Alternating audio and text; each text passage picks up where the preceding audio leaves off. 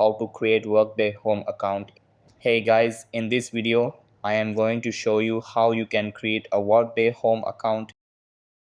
So make sure to watch this video till the end and let's get started. So the first thing that you want to do is contact your HR or IT department at UPS. They will provide you with the necessary information, including a sign up link or an organization ID. After that, open the Workday app, which you can download from the Play Store or App Store. Over here, you will notice there's no option to sign up directly through the app. Instead, you need to enter or scan your organization ID. Then, use the sign up link or credentials provided by your HR or IT department to set up your Workday account.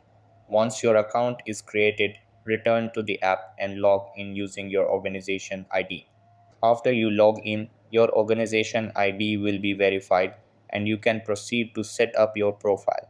So that's how you can create a Workday Home account in UPS.